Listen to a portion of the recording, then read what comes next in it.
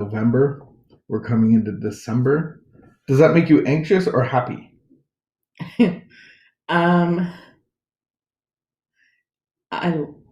fine with it. I just, I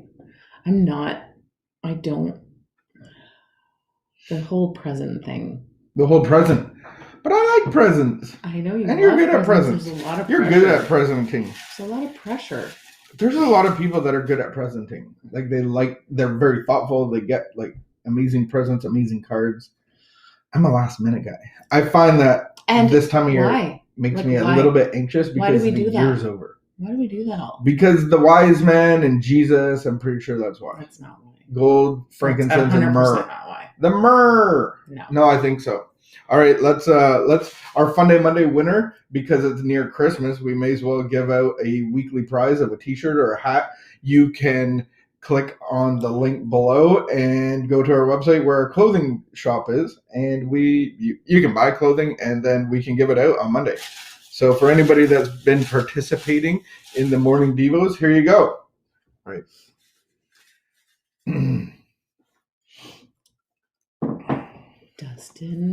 Dustin Reballato. All right. I did not. Reballato. Oh.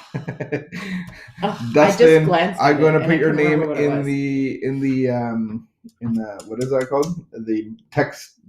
Yeah. I'm going to put your name somewhere and DM PM message, Same thing. and we'll get you a shirt or a hat or a 6-pack of booch. All right. Auntie Vicky, because you're such a high value with little children that we know, I'm just wondering if you could, because I asked Josh this, do you have a parenting hack?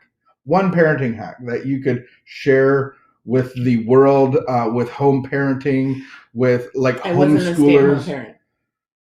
I wasn't a stay-at-home parent. No, but now that you have elder children and that they're all high school graduates, what is one parenting hack that you would just share?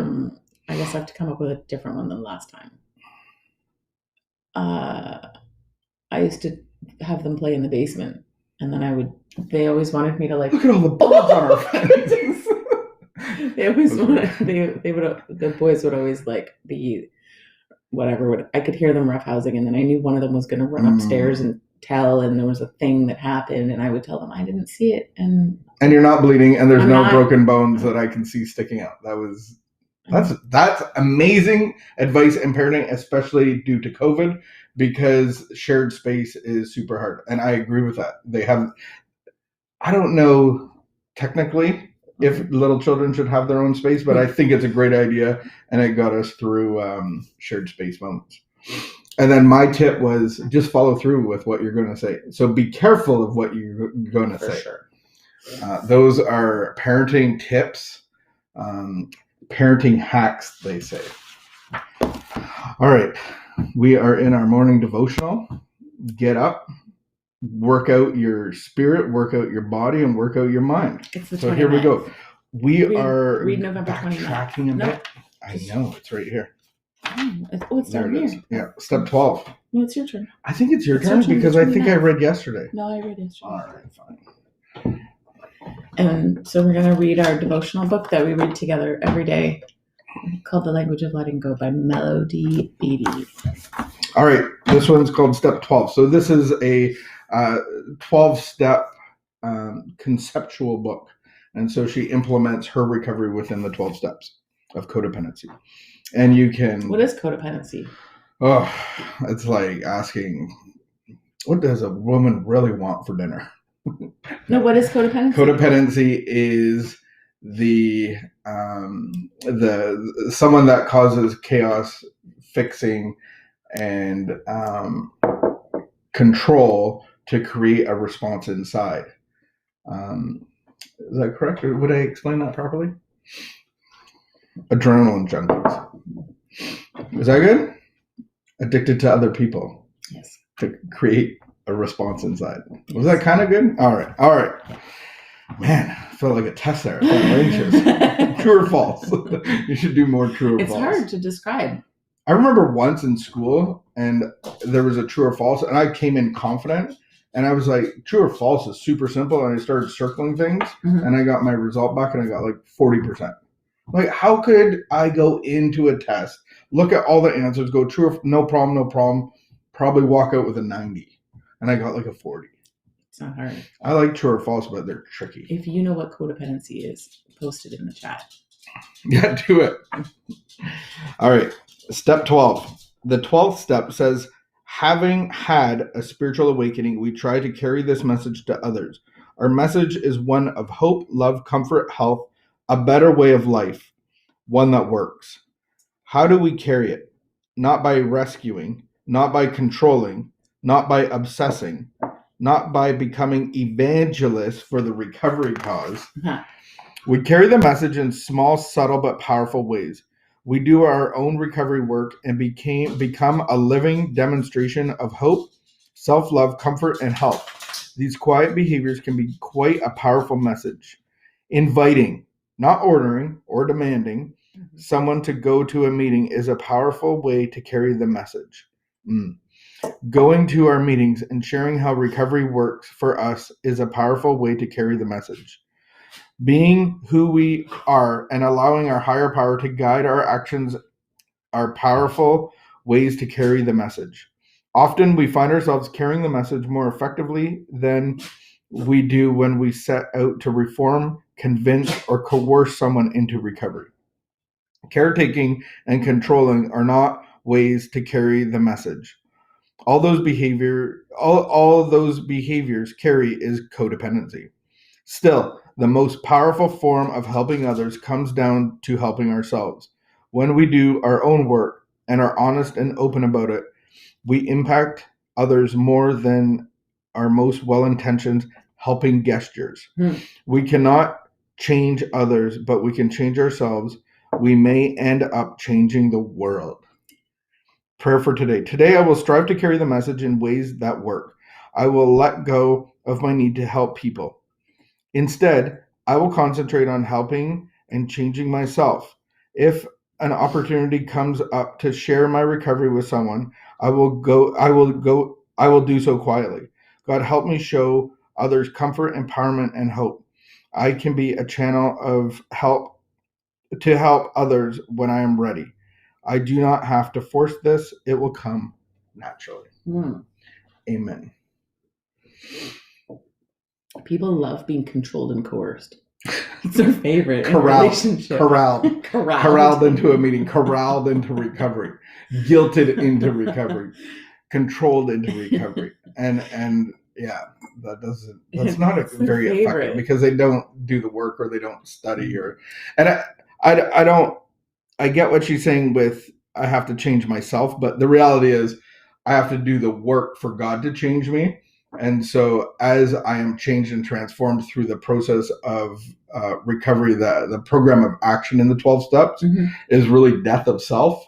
And so I'm made new in this new life. I actually have the desire to pass on that message.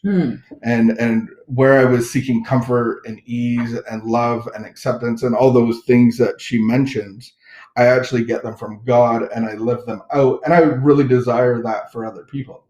And so passing on the message just doesn't mean taking somebody to a meeting. It actually means sitting down and helping them through the work. Once they're like, yeah, I really need to have this change in my life. Right. Help me. Right. And we do it in, controlling, non-coercing ways. We do it out of our own life, right? You can't want something for someone more than they want it for themselves. I think we can want something more than someone else, but then we pray about it. We pray for God to change their heart, to get them into treatment, to get them into a meeting, or get them to come to the place that. If I want you to quit smoking, I don't smoke. You don't smoke, but just for the record, when you did. Because that was kind of the last thing left, right? Years ago. If I wanted you to quit smoking more than you want to quit smoking, what's that going to look like?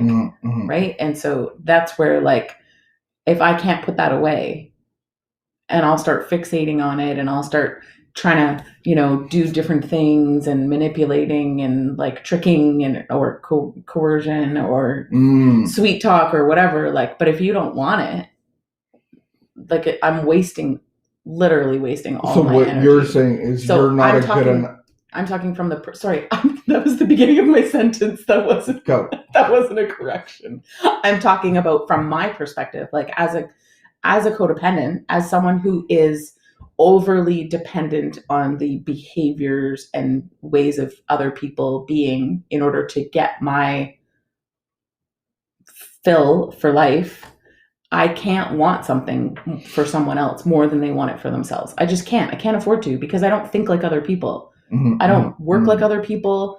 I can't. I obsess. I control. I go to crazy land. And so I can't let myself care more about someone else than they care about themselves. I can pray for them for sure. For sure, I can pray for them, and I can. But then you're saying like even the obsession of that is not a healthy behavior. So I spin out. I get what you're saying. And so I have to put things like that aside. So that's not a current example, but but what you're saying is your desire for me to quit something isn't a good enough reason for me to actually quit it. No. And so I remember that situation in the scenario, me coming into recovery, still hacking darts. And then pastor tells me to take care of the kids on a Sunday and do a youth group. And so my realization, my heart was like, I want to help. I want to do the best of my ability. And, after Sunday school, before bed, I have a hack a dart. And it's like, man, I want to be a good example to these young kids. And so that's what really got me to challenge that behavior. Yeah. And I was able to do it. And it was a whole process. I think it was the hardest thing that you quit, though, for some reason. Yeah, but it's a different. The point being that, I just can't I can't afford that as a person who has a difficult time living as an individual in relationships. In relationships, like everything that you are, everything that you need, your wants, your desires seep into me. I go looking for outward things to fill me. And so it's actually like, yeah, you get the perspective. I didn't see that before, where I was like, no, it's okay to want something more than somebody else because I want so many people to recover and do the work and they don't really want to do it. But then on your end, it actually creates more obsessive thinking to lead to bad patterns and behaviors. And I think that... Good point. Yeah. Man. Doesn't mean I don't love people. I just...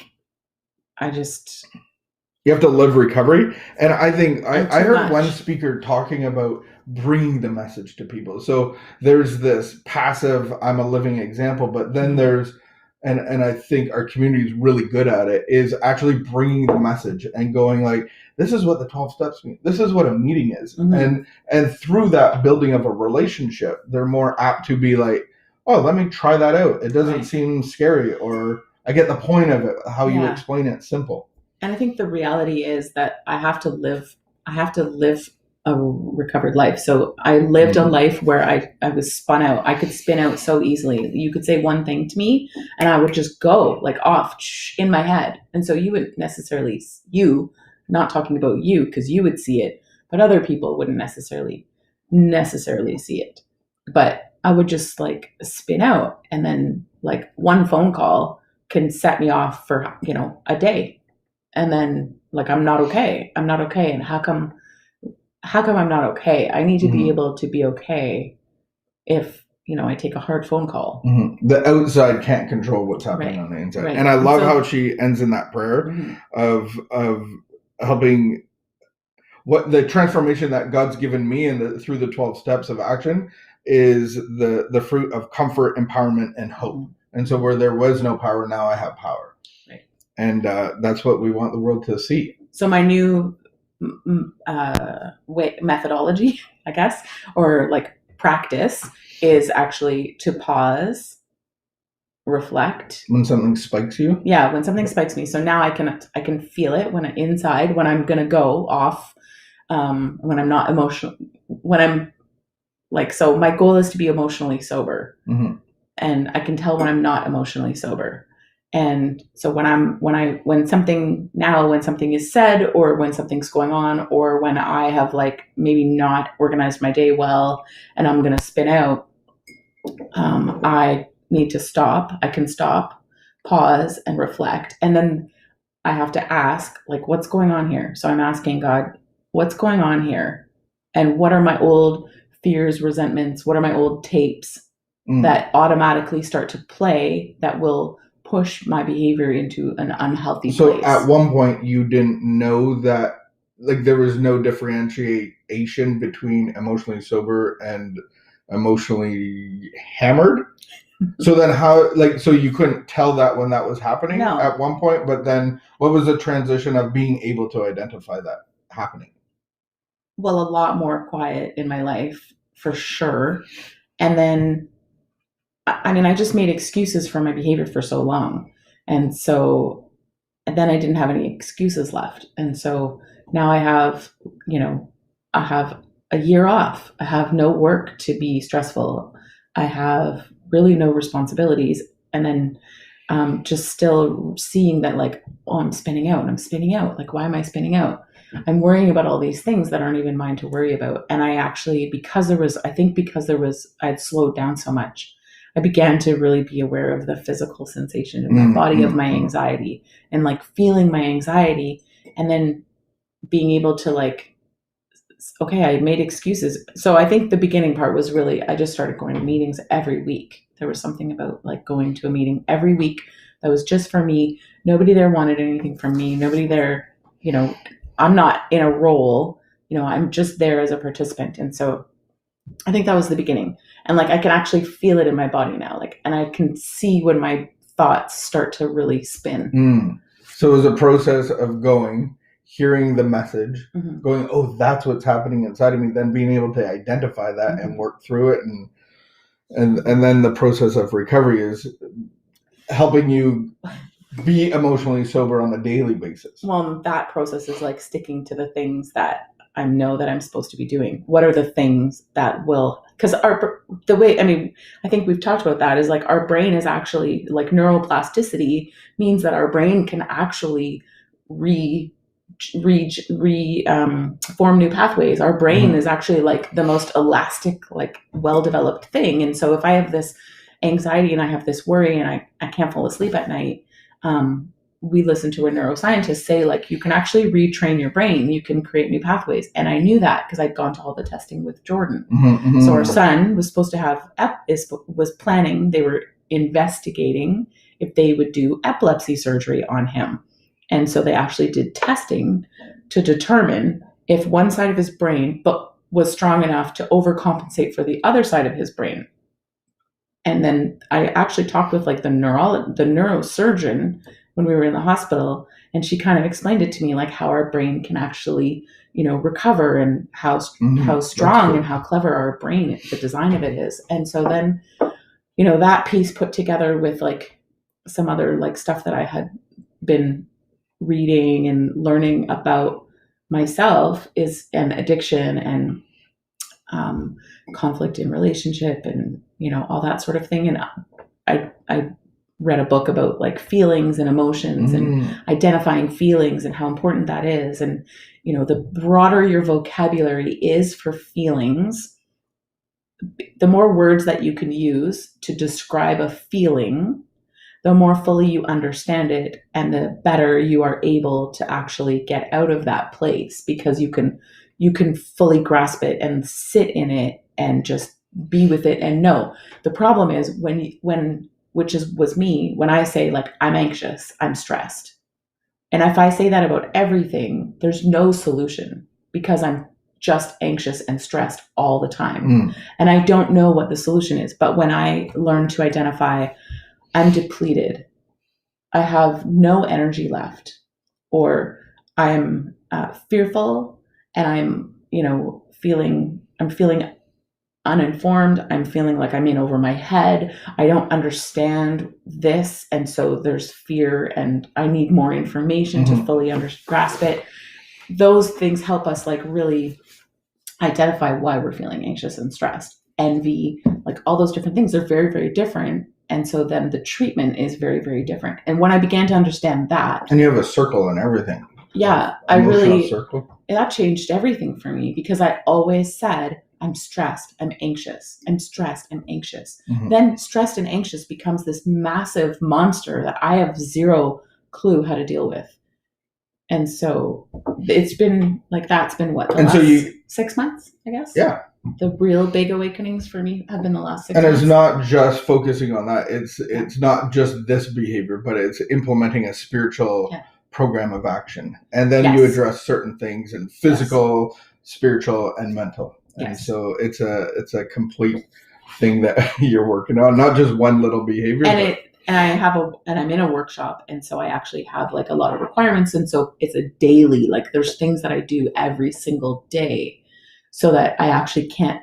If I'm not anchored, I just drift away. Mm-hmm. And actually, I really love to pull up my anchor and drift away. Oh, we'll just leave it on that. That's what I like to do. You too can have a beautiful brain, a reprogrammed brain, a spiritually fit brain, emotionally fit brain, physically fit brain.